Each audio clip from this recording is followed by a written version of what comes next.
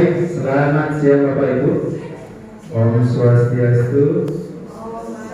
Kali ini saya akan berbagi mengenai budaya positif. Ya. Sebelumnya terlebih dahulu perkenalkan, ya, saya Dika Deata, CDP Angkatan 7, Kota Denpasar, instansi dari SD Negeri 3 Serangan.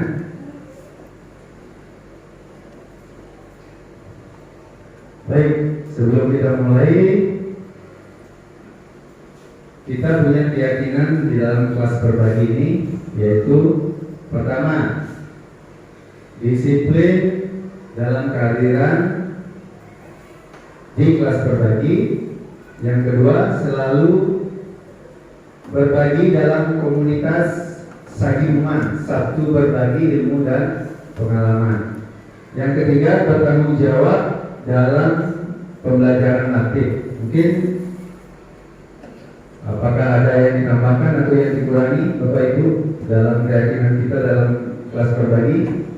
Ada yang menambahkan atau apa perlu dikurangi? Bagaimana Bapak Ibu? Ya, lanjut. Ya. Nah, pertanyaannya yang pertama Bapak Ibu, ini pertanyaan pemantik, setuju atau tidak setuju Bapak Ibu? Yang pertama, hukuman dapat mendisiplinkan anak.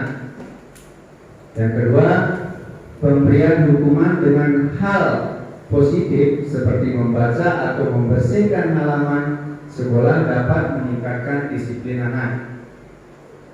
Yang ketiga, memberi penghargaan dapat meningkatkan motivasi belajar anak. Bagaimana Bapak Ibu, menurut Bapak Ibu? Dari Ibu Ketut Dumen, yang pertama, kira-kira bagaimana? Hukuman dapat mendisiplinkan anak. Setuju atau tidak? Tidak setuju. Ya, tidak setuju karena semakin anak dihukum, anak-anak akan semakin bandel. semakin dihukum, semakin bandel, Semakin berani. semakin berani. Ya. Baik. Ya, yang lain, menurut Bapak Ibu yang lain? Yang nomor satu bagaimana? Tidak setuju. Tidak setuju. Yang kedua, pemberian hukuman dengan hal yang positif seperti membaca. Bagaimana? Saya kedua setuju. Setuju. Ya. Ya. Yang lain? Jessica? Pemberian hukuman dengan hal positif seperti membaca atau membersihkan halaman sekolah dapat meningkatkan disiplin anak. Yang dibagikan universal. Terus yang kedua, teori motivasi, hukuman dan penghargaan, restitusi. Yang ketiga, keyakinan kelas. Keempat, kebutuhan dasar manusia, dunia berkualitas. Yang kelima, restitusi, 5 posisi kontrol.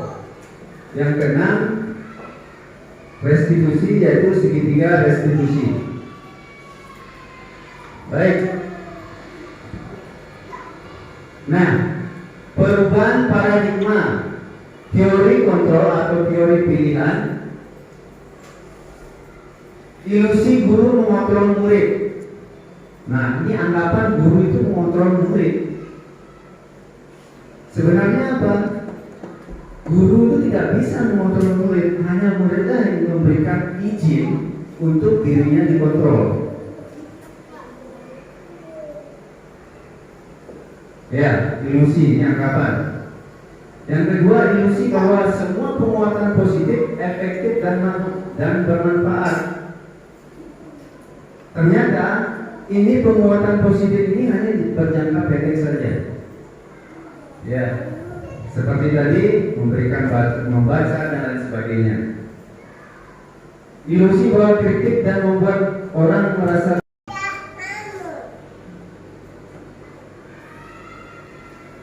Nah, di sini ada tabel dari merupakan identitas gagal ataupun identitas sukses. Kalau identitas gagal, hukuman itu sudah semua termasuk identitas gagal. Identitas sukses termasuk disiplin, diantaranya itu konsekuensi dan restitusi. Ini termasuk identitas sukses. Tetapi alangkah baiknya kita gunakan restitusi di dalam dunia pendidikan, ya. Karena konsekuensi masih ada hukuman dia di sana. Apabila mereka tidak melaksanakannya, pasti ada konsekuensinya.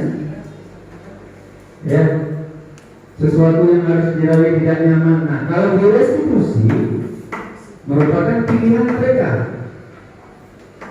menggunakan menguatkan murid anak dalam jangka waktu yang panjang. Ya, korban mendapatkan ganti, murid atau anak mendapatkan penguatan di sini. Masalah terpecahkan, murid belajar bertanggung jawab untuk berperilaku, fokus pada pemecahan masalah. Caranya nih, ya, apa yang kamu yakini, apa yang bisa kamu lakukan untuk perbaiki masalah ini? Nah, murid atau anak menghormati dirinya dan orang lain apabila kita melakukan restitusi. Ini identitas gagal. Identitas gagal ini negatif, konsekuensi ini netral, restitusi ini positif. Nah, 9 ciri-ciri restitusi. Ya, bukan untuk menebus kesalahan, melainkan untuk belajar dari kesalahan. Ya, bukan untuk menebus kesalahan, melainkan belajar untuk dari kesalahan. Memperbaiki hukuman. Terus untuk melihat ke dalam diri mereka. Restitusi mencari kebutuhan dasar yang mendasari tindakan mereka. Restitusi diri adalah cara yang paling baik. Restitusi fokus pada karakter bukan tindakan. Restitusi fokus pada solusi. Restitusi membalikan murid yang berbuat salah pada kelompoknya. Ini 9 ciri-ciri restitusi. Nah, keyakinan kelas. Mengapa tidak peraturan kelas? Mengapa harus keyakinan kelas? Kira-kira dulu, mengapa harus keyakinan kelas bukan peraturan kelas atau kesepakatan kelas?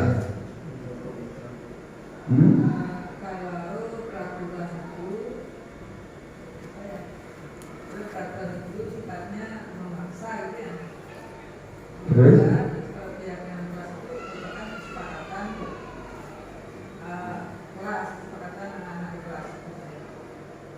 Ya, yang lain? Mengapa tidak peraturan gitu? Mengapa harus keyakinan? Kalau peraturan bisa saja kan tidak kalau kita hanya membuat peraturan bisa tidak dijalankan. Kalau sudah keyakinan berarti pasti akan dijalankan dan akan tertanam konsep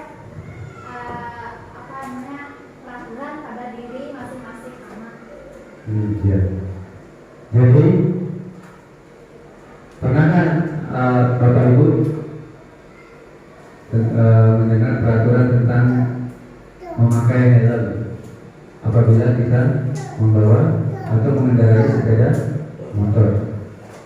Mengapa? Karena apa kita harus pakai helm?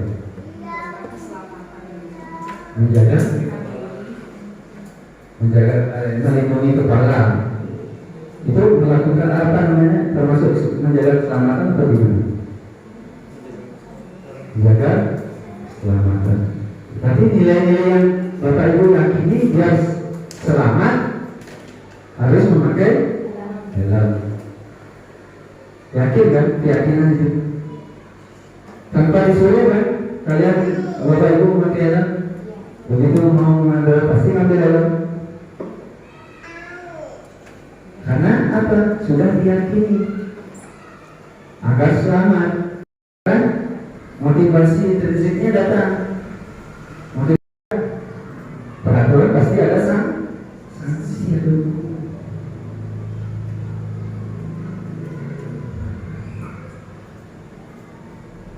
Berarti nilai-nilai seperti keselamatan, kesehatan, itulah namanya keyakinan. Sama juga di kelas, Bapak Ibu. Apa yang kita yakini di dalam kelas? Nilai-nilai kebajikan apa? Misalkan tadi profil belajar Pancasila. 1. Beriman dan bertakwa. Itu nilai-nilai yang diyakini dalam kelas. Apalagi selain itu? Bergotong royong, ya, saling menghormati, saling menghargai. Itu saling menghormati, saling menghargai itu paling di bawahnya itu ada membuat tugas, belajar dengan tertib dan lain sebagainya. Ya, jadi ini untuk mendukung motivasi intrinsik, kembalilah ke nilai-nilai keyakinan lebih menggerakkan seseorang dibandingkan mengikuti serangkaian peraturan-peraturan. Jadi Bapak Ibu, buat dulu keyakinan kelas di sini, di dalam kelas masing-masing. Ada pertanyaan?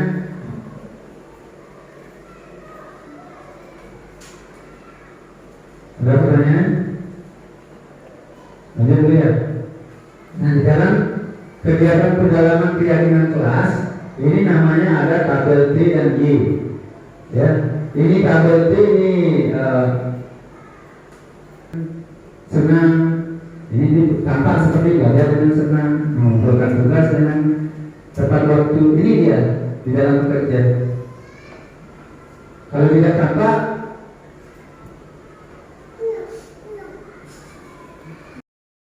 itu lebih jelasnya nih. Nah, misalkan hormat, nah hormat terdengarnya seperti apa dia di dalam keseharian di suatu kelas. Satu orang berbicara, yuk saya bantu. Oh ini terdengar seperti ini anak. Terus kita bisa selesaikan apa nih secara bersama-sama. Terima kasih, tolong ya. Ini yang terdengar. Boleh kan saya pinjam? Ya, di dalam rasa saling menghormati ini, keyakinan saling menghormati ini terdengar seperti ini. Boleh kan saya pinjam pensilmu? Seperti itu terdengar di dalam kelas. Terus terlihatnya seperti apa? Berempati terhadap perasaan orang lain, memegang apa namanya, dengan izin, meminjam barang milik orang lain dengan izin, mendengarkan dengan seksama, ini memberikan salam hormat, ini berlaku.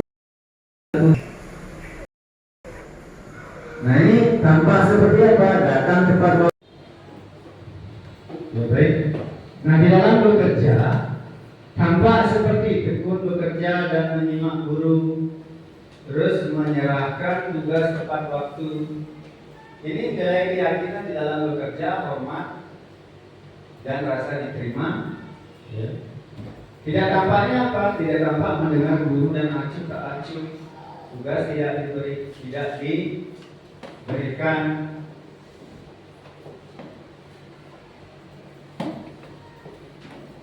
Nah ini coba perhatikan. Selalu kembalikan buku ke tempatnya.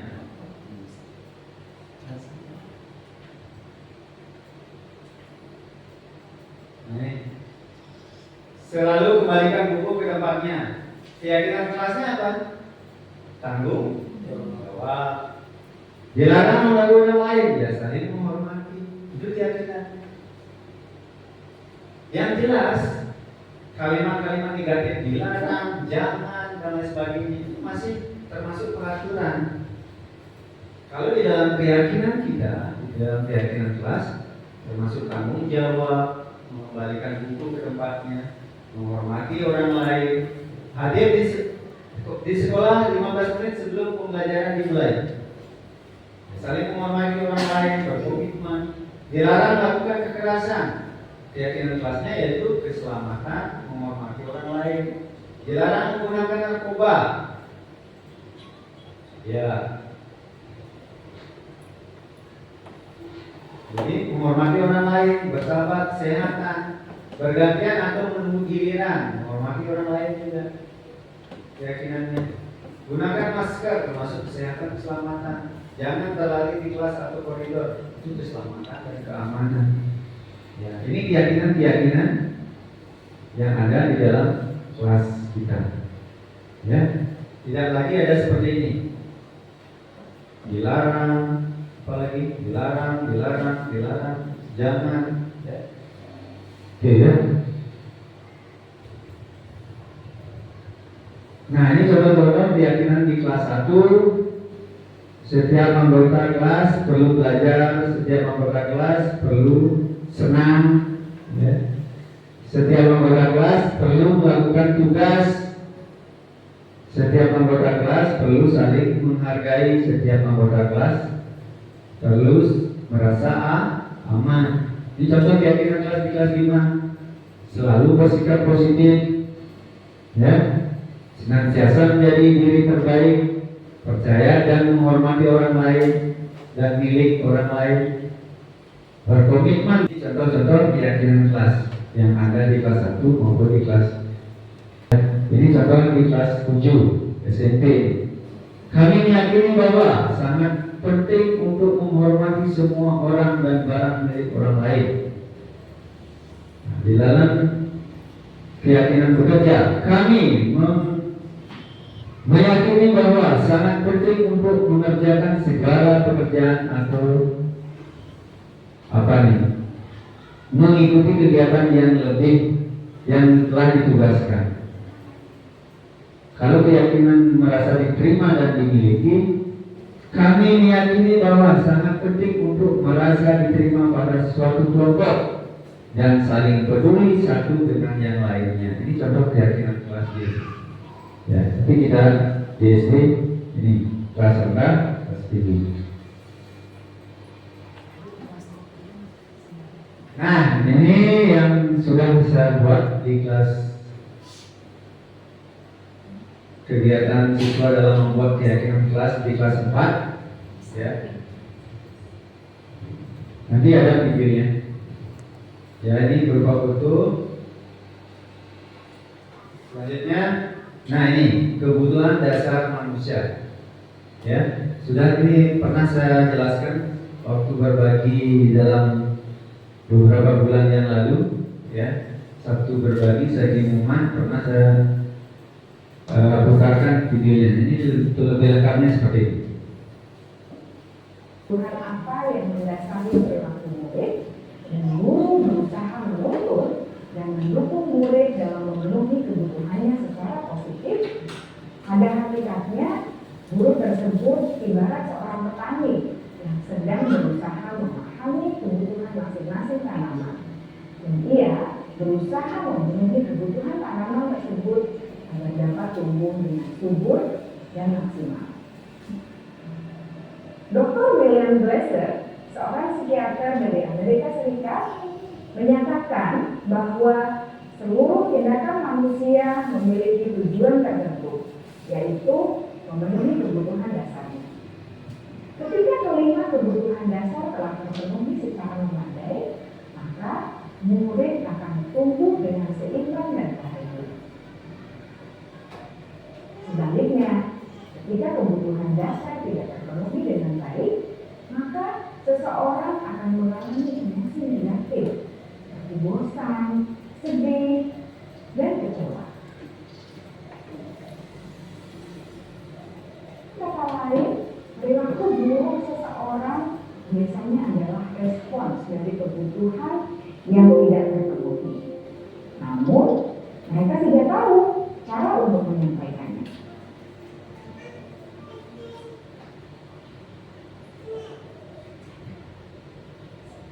Setelah kita mengetahui kebutuhan pertama yang sebagian besar bersifat fisiologis, mari kita lihat kebutuhan kedua sampai ke 5 yang semuanya berhubungan dengan psikologis. Mari kita lihat kebutuhan yang kedua, yaitu kebutuhan akan perasaan diterima oleh kelompok atau komunitasnya atau kebutuhan love and belonging. Kebutuhan ini meliputi keinginan untuk tetap terhubung dengan orang lain seperti teman, keluarga, teman kerja, dan kelompok di mana kita tergabung. Setiap murid ingin menjadi bagian yang berharga dari kelas dan juga sekolah. Mereka juga ingin diterima oleh orang lain dan kelompoknya. Bahkan murid yang terlihat paling cuek pun apa adanya, sesuai dengan kodratnya.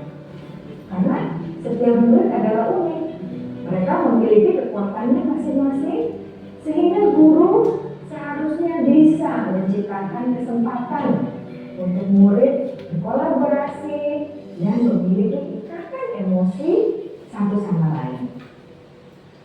Murid-murid yang memiliki kebutuhan yang besar untuk merasa diterima, biasanya mereka belajar karena suka pada gurunya, dan mereka juga suka bekerja dalam kelompok. Kebutuhan yang ketiga adalah kebutuhan akan kebebasan atau kebutuhan membuat pilihan. Murid harus diberi kesempatan untuk membuat pilihan dan bertanggung jawab atas pilihan yang mereka telah ambil. Memberi mereka kebebasan bukan berarti membiarkan mereka melakukan apa saja yang mereka mau, melainkan lebih memberi mereka kesempatan untuk membuat pilihan, menyuarakan pendapat mereka dengan percaya diri, dan memberi mereka kesempatan untuk mencoba hal-hal yang baru.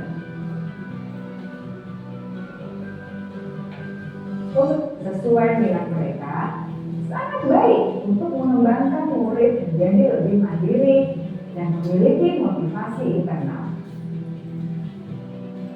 Karena kebutuhan akan kebebasan pada dasarnya adalah kebutuhan untuk mandiri, memiliki otonomi, memiliki pilihan, dan mampu mengendalikan arah hidupnya sendiri.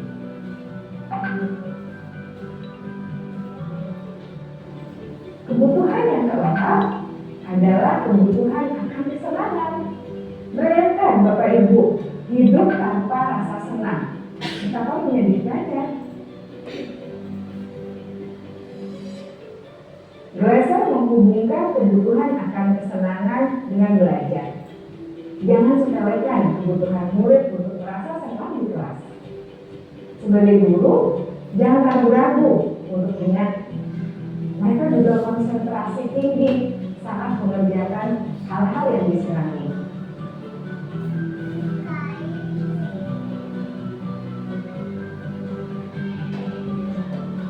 Pencapaian dan keterampilannya seringkali mereka merasa tidak memegang kendali atas kehidupannya sendiri, karena guru barangkali berpengaruh dalam mengambil keputusan.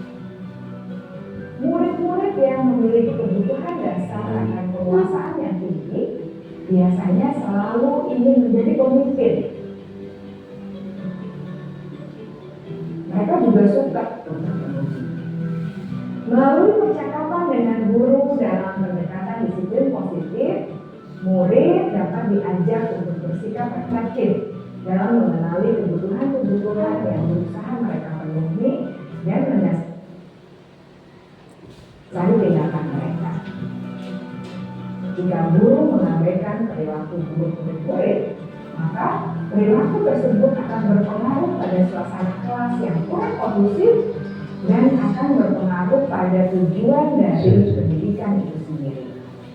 Ibu bapak guru hebat, mari kita menjadi guru yang lebih baik dengan memahami kebutuhan dasar murid-murid kita dan senantiasa membimbing mereka untuk menjadi pribadi yang berdaya, seimbang, dan bahagia. Salam dan bahagia, Ibu dan Bapak Guru hebat. Ya baik, itu 5 kebutuhan dasar manusia, ya, dan dunia berkualitas yang harus kita pahami sebagai guru di dalam kelas. Ya. Yang pertama apa yang dulu? Untuk bertahan hidup, rasa aman itu juga termasuk bertahan hidup, rasa nyaman. Terus selanjutnya kebutuhan selanjutnya yaitu rasa ingin diterima atau love and belonging, ya, rasa ingin diterima atau kasih sayang. Selanjutnya ada kebutuhan yang ketiga yaitu kebebasan atau freedom. Bebas ini bukan semaunya siswa, ya. Ini lebih kepada pilihannya mereka. Mereka minatnya apa, maunya seperti apa. Tentu pembelajaran berdiferensiasi inilah yang kita terapkan. Berdiferensiasi dalam konten, dalam isi maupun produk. Ya, jadi kebebasan di sini maksudnya yaitu lebih kepada pilihan mereka. Misalkan dengan gaya belajar mereka. Ada dengan kinestetik, ada dengan audio, visual. Jadi kita bisa memfasilitasi di sini. Ada lagi kebutuhan dasarnya yang selanjutnya yaitu apa? Fun atau senang. Jadi mereka itu pengen senang juga dalam proses pembelajaran. Jadi kita sebagai guru lebih kreatif lagi agar membuat pembelajaran lebih menyenangkan. Selanjutnya yang terakhir itu penguasaan atau power. Ya, biasanya anak-anak ini yang ingin punya kebutuhan penguasaan itu selalu ingin menjadi pemimpin di dalam suatu kelas. Ya, selalu ingin menjadi pemimpin. Ya, selalu ingin mencoba dan mencoba. Ya, itu 5 kebutuhan dasar manusia.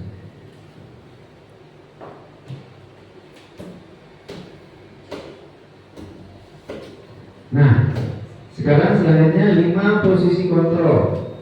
Ya, 5 posisi kontrol kita sebagai seorang guru, ya. Ada namanya sebagai penghukum, posisi kontrol sebagai penghukum.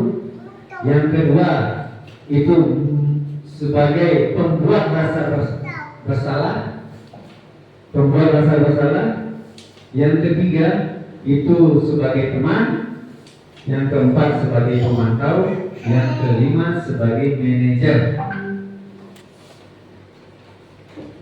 Ya, jadi sebagai penghukum dan pembuat rasa bersalah ini sudah identitas gagal.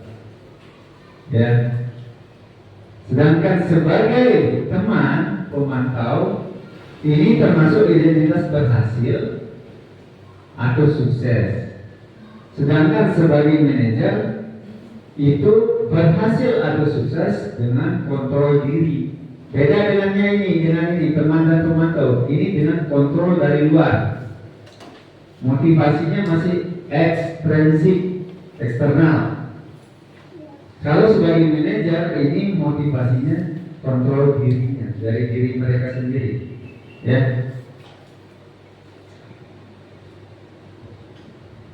Nah ini guru sebagai penghukum. Kira-kira kalau, nah ini guru berbuat menghardik, terus apa lagi, menunjuk-nunjuk, menyakiti, ya. Menyindir. Ini kata-kata guru yang berbuat nih sebagai penghukum. Nah, guru berkata hasilnya apa? Tentu murid ini memberontak, ya, menyalahkan orang lain, berbohong. Itu akibatnya. Kalau sering seperti ini. Nah ini murid berkata, biarkan saja, nanti juga marah-marah lagi, seperti itu dia muridnya. Terus dampak pada murid, dampaknya. Nah, apabila sebagai posisi pembuat rasa bersalah, ini guru berbuat ini berceramah dan mengatakan seharusnya, ya, seharusnya apalagi itu, ibu kecewa, ini membuat rasa bersalah. Nah, guru berkata, kamu seharusnya, kamu sudah tahu ibu lelah sekali, mengatakannya ibu stres. Nah, seperti itu. Terus menyembunyikan dia. Hasilnya apa? Menyembunyikan, menyangkal, berbohong. Itu yang dilakukan anak-anak.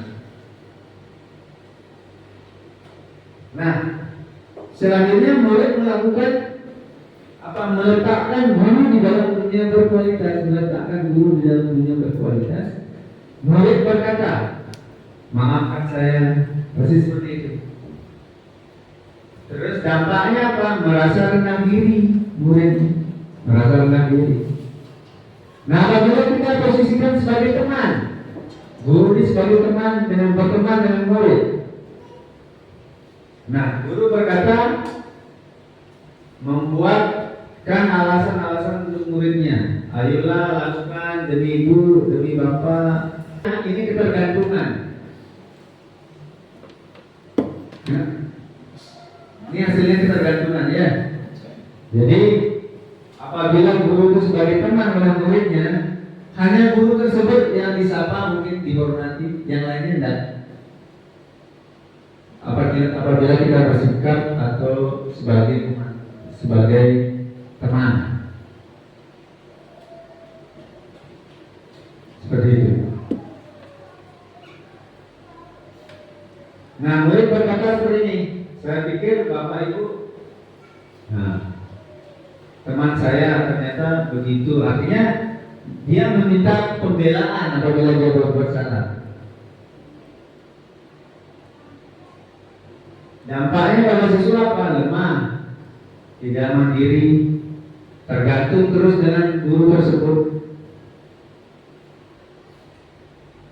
Nah, apabila sebagai pemantau, menghitung dan mengukur, ini guru berbuat menghitung dan mengukur. Apa peraturannya? Pasti ditanyakan seperti itu. Apa peraturan yang kita sudah buat? Ini sebagai pemantau. Menyesuaikan diri bila diawasi, itu hasilnya. Nah, murid meletakkan guru peraturan dan hukum itu di dunia berkualitas. Terus murid berkata, berapa banyak bintang yang saya harus peroleh? Ini sebagai pemantau. Berapa halaman yang harus saya tulis? Ini sebagai pemantau. Sebagai pemantau ini lebih kepada memberikan konsekuensi. Ada aturan, ada konsekuensi. Ya. Nah, selanjutnya dampaknya pada murid menitik beratkan pada sanksi atau hadiah untuk dirinya. Itu dampaknya. Nah, ini posisi yang kelima ini yang harus kita lakukan. Sebagai apa? Kemudian sebagai apa? Posisi yang kelima ini.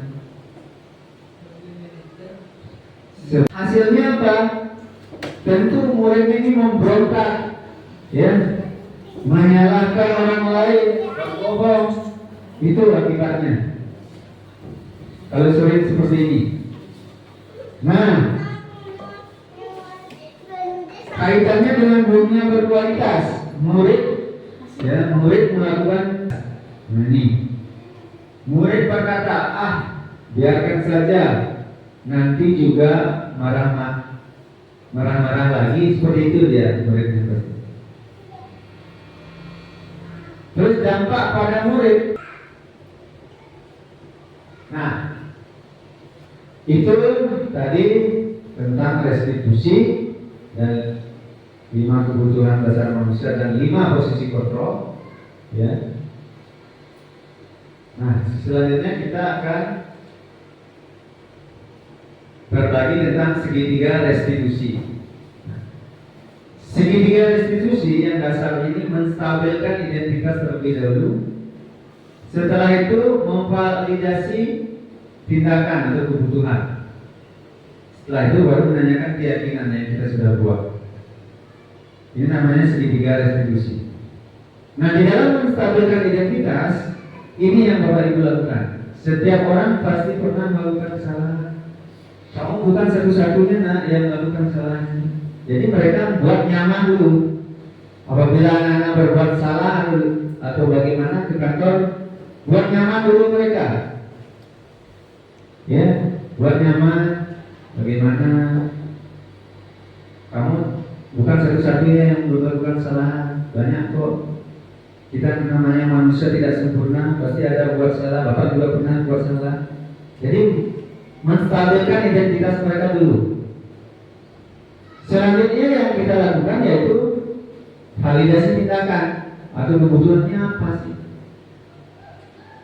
Tentu mereka melakukan itu dengan alasan-alasan. Tentu kamu punya alasan. Bagaimana sih alasan kamu melakukan hal itu? Adakah cara yang lain lebih efektif untuk mendapatkan apa yang kamu butuhkan? Ya, ini validasi dia, kebutuhannya apa? Kembali kita lagi ke 5 dasar kebutuhan manusia itu. Misalkan dia senang mengganggu, berarti penguasaan itu, powernya itu.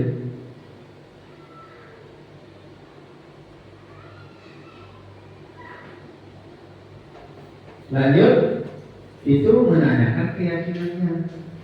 Nah, nilai-nilai apa yang telah kita sepakati, telah kita laksanakan di dalam keyakinan kelas atau keyakinan sekolah. Ini tanyakan. Oh, ini bertanggung jawab, saling menghormati. Tanyakan lagi ya. Kamu ingin menjadi orang yang seperti apa setelah tahu keyakinan itu? Biarkan mereka memilih sendiri, melakukan pilihan-pilihan.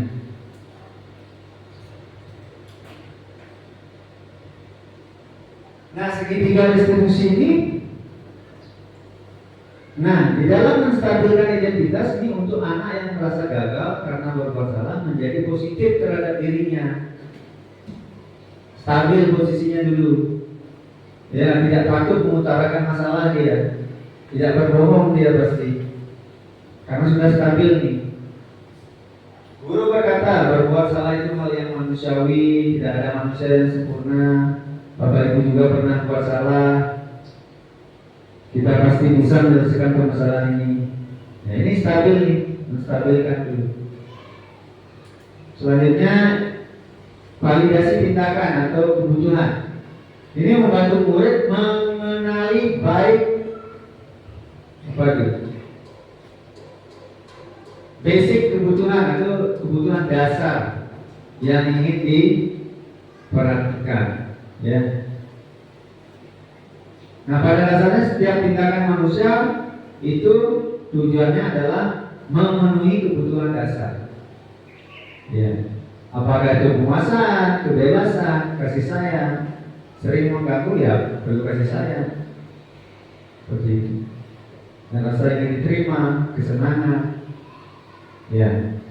Jadi guru berkata kamu bisa saja melakukan hal yang lebih buruk, tapi kamu tidak melakukannya. Kamu pasti punya alasan mengapa melakukan itu. Apa yang penting bagi kamu? Kamu boleh tetap berusaha menjaga sikap itu, tapi tambahkan sikap yang lain yang baru. Maukah kamu belajar cara lain untuk mendapatkan yang kamu butuhkan tanpa harus memukul? Apakah kamu bisa melakukan dengan lebih baik besok lagi? Nah, ini validasi tindakan yang salah.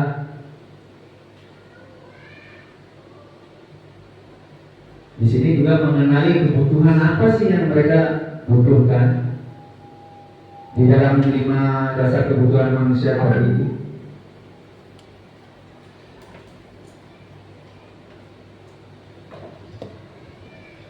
Nah, selanjutnya baru menanyakan keyakinan. Ini melihat kesalahannya dihubungkan dengan norma sosial, nilai-nilai yang mendasari manusia berinteraksi dengan orang lain. Apa sih nilai yang kita percaya di kelas atau nilai keyakinan yang kita percaya di kelas? Nilai-nilai universal apa yang telah kita sepakati di kelas? Kelas yang ideal itu seperti apa sih? Kamu ingin jadi anak seperti apa? Apa yang kamu rasakan ketika kamu melakukan itu? Kamu menjadi orang yang seperti apa? Nah, inilah menanyakan keyakinan. Langkah yang terakhir dari segitiga restitusi.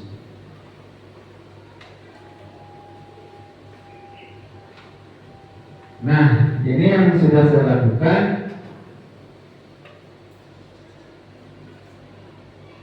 Dengan menggunakan segitiga restitusi.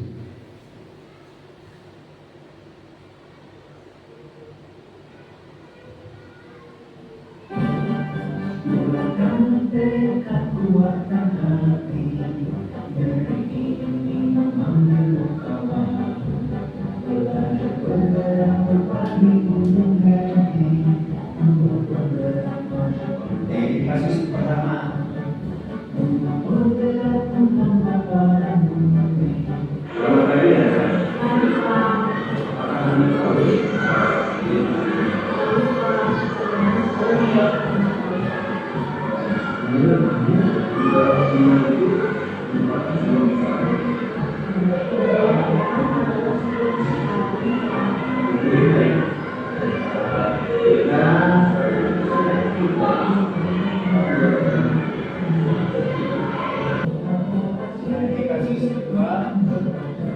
Kita melaksanakan weekend kelas. Ini rancangannya.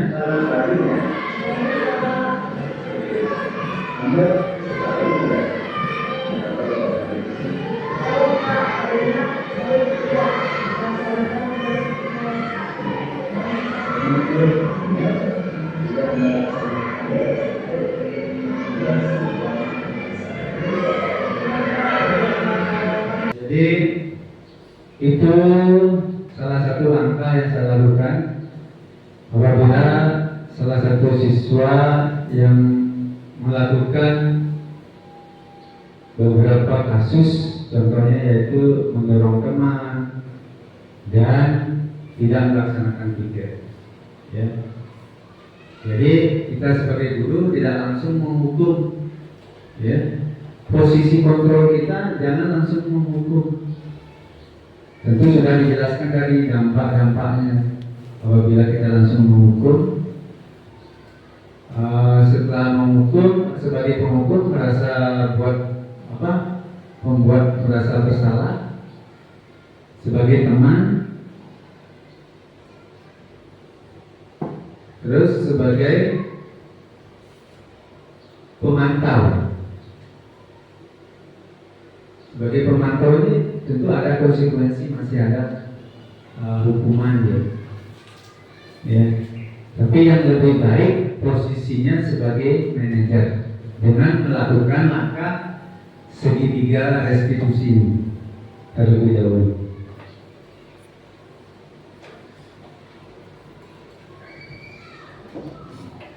Nah, ini keyakinan kelas beberapa sudah saya sudah saya share di YouTube ya.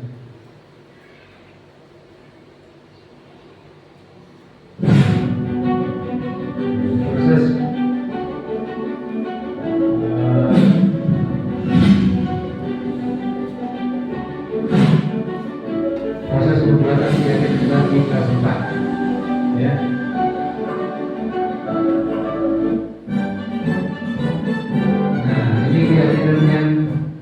Kita sepakati ya, keyakinan kelas saling menghormati, menghargai antar warga kelas, bertanggung jawab terhadap tugas kelas dan piket, bertanya apabila belum paham, saling berdiskusi, saling membantu dalam bekerja bakti, berkomitmen mendengarkan guru yang sedang berbicara tentang kelas. Ya.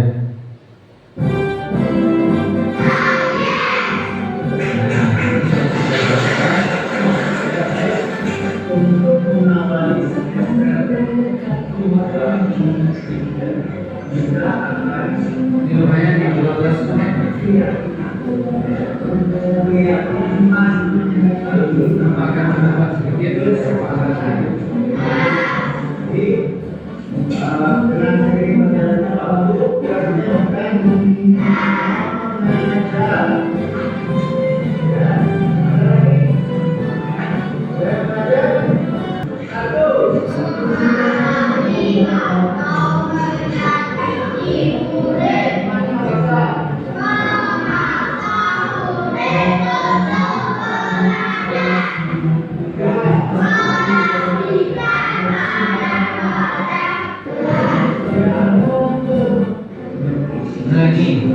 mereka dalam kelompok mengutarakan pendapat mereka masing-masing apa sih yang mereka yakini dalam kelas supaya pembelajaran bisa dilakukan secara maksimal, ya. Jadi mereka dalam kelompok belum untuk membuat keyakinan dan mempresentasikan di depan kelas apa yang mereka sudah tulis. Kalian harus diterapkan di dalam keseharian.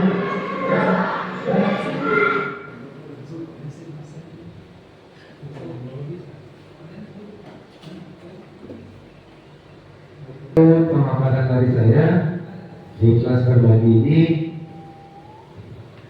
Nah, kita sekarang waktunya melakukan refleksi, ya. Apa yang sudah Bapak Ibu amati tentang budaya positif yang sudah dipaparkan, mungkin dari Ibu Guru Ratna. Terima kasih atas waktunya.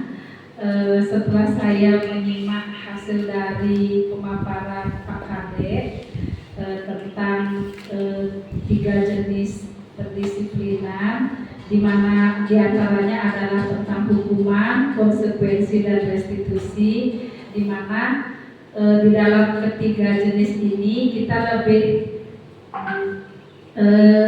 lebih mengedepankan tentang restitusi, yaitu di mana proses menciptakan kondisi murid untuk memperbaiki kesalahannya, bukan bersifat untuk memberikan hukuman atau konsekuensi. Jadi di mana kita harus lebih menanamkan keyakinan daripada kita menanamkan peraturan. Jadi lebih memberikan keyakinan kepada anak-anak untuk memperbaiki dirinya, dan agar mereka lebih yakin tentang apa sih kesalahan yang telah mereka perbuat dan bagaimana cara memperbaikinya. Sekian dari dia. Selamat siang Bapak Ibu Guru, terima kasih telah diberikan waktu untuk memberikan refleksinya. Pemaparan yang Pak Kadek berikan tadi dari awal sampai akhir banyak sekali ilmu yang baru yang bisa saya dapatkan, karena jujur dulu ketika di sekolah lama, ketika saya mengajar kelas kecil, saya selalu menerapkan penghargaan di mana memberikan stiker ketika mereka rajin menjawab atau rajin mengerjakan tugas. Nah, ternyata itu penghargaan seperti itu bisa mengurangi motivasi instruksi mereka dan bisa mematikan kreativitas mereka. Nah, itu yang saya dapat dari pemaparan Pak Kadek tadi. Lalu ada juga yang saya dapat yang baru, bahwa kita tidak bisa mengontrol orang lain, termasuk murid. Jadi dirinya mereka lah yang bisa mengontrol dirinya mereka sendiri. Lalu ada lagi bahwa kita lebih harus menerapkan keyakinan kelas daripada membuat peraturan. Dengan keyakinan kelas, murid bisa lebih leluasa untuk menceritakan apa misalnya permasalahan di kelas, sehingga kita bisa membantu untuk menyelesaikan. Itu yang saya dapatkan tadi. Terima kasih. Atas waktunya yang tadi diberikan kepada kami, setelah kami mendengar pemaparan dari Pak Kadek, apa yang saya rasakan untuk kedepannya nanti saya usahakan untuk mendidik anak-anak seperti yang Pak Kadek paparkan tadi, supaya dalam pembelajaran nanti anak-anak bisa menyenangkan, bisa bagaimana supaya anak-anak senang lah untuk belajar. Terima kasih, itu saja. Terima kasih untuk pemaparan yang sudah diberikan oleh Pak Kadek, di mana ilmunya sangat bermanfaat sekali bagi kita sebagai guru. Jadi lebih membuka lagi ilmu yang sudah diberikan. Tinggal nanti bagaimana kita mengaplikasikannya kepada anak-anak didik. Semoga nantinya bisa menjadi guru yang lebih diharapkan dan bisa menerapkan 5 kebutuhan dasar manusia tersebut. Terima kasih untuk ilmunya. Yang dari demikianlah presentasi saudara atau pemaparan dari saya tentang budaya positif ya yang harus kita laksanakan di dalam suatu sekolah maupun di kelas. Ya, saya harap Bapak Ibu guru semua akan menerapkan budaya positif yang sudah saya paparkan, dari disiplin positif, nilai kebajikan universal, teori motivasi, hukuman, dan penghargaan, restitusi, keyakinan kelas, kebutuhan dasar manusia dan dunia berkualitas, restitusi, 5 posisi kontrol, dan restitusi segitiga restitusi, yaitu posisi sebagai manajer. Sekian dari saya, semoga pengalaman ini atau ilmu ini bermanfaat bagi kita semua. Saya tutup dengan para santi. Om Santi Santi Santi Om.